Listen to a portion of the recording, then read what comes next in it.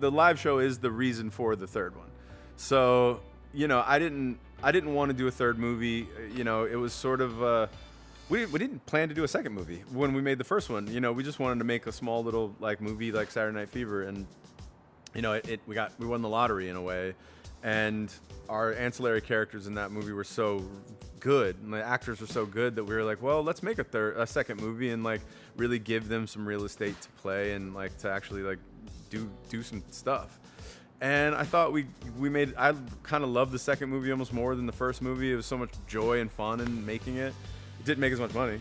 It didn't make any money because we put it out on the wrong weekend. But you know, and then I was kind of like, look, we have chewed all the meat off of this bone that we didn't even know was even possible, I guess. And you know, let's like be responsible and walk away from this and kind of just go, all right. And then I wanted the live show to kind of be the third movie, and like the intention in making that thing was so good and so fun, and like, you know, it has real meaning, but without like trying to force feed you like any kind of message or anything. It's sort of Trojan horsed in this really fun kind of what you came for sort of Trojan horse in a way.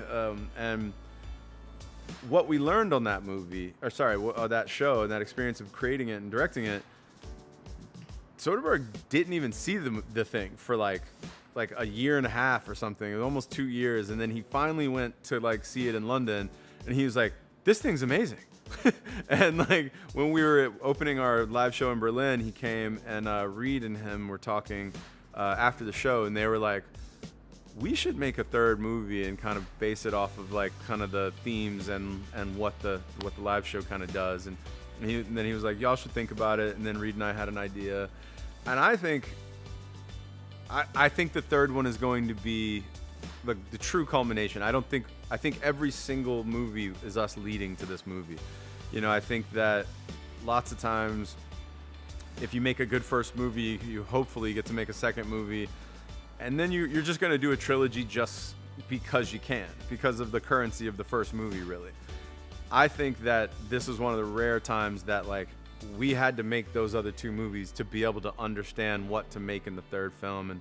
And I didn't want to make a movie that, you know, there was two like, I guess, you know, my only ask, I was like, look, I don't want to make a third one unless we get to do these two things. And one was, I want it to be like the Super Bowl of stripping, like a Super Bowl of strippers, like where it's like dancing like we've never been able to do in the other two movies, because we had to be honest to like what the reality of that world is, which isn't great dancing, to be honest. Even me and Twitch doing that last dance, there was never anything that good. There was never anything in the real world that I actually stripped in that was even nearly as good as that.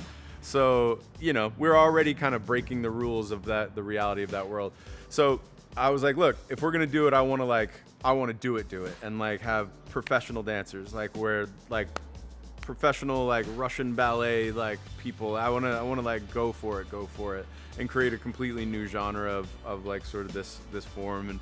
And the second one, which was really important to me, was like have an equal, if not even more centralized female character for Mike to like really play off of, and almost to like, I don't want to say take the baton, but like really let the movie be about a female's experience and not Mike's experience, because it was so much about Mike and the guys' experiences. And you know, these movies are very, very female forward. they're for females, for at least the intention of them are.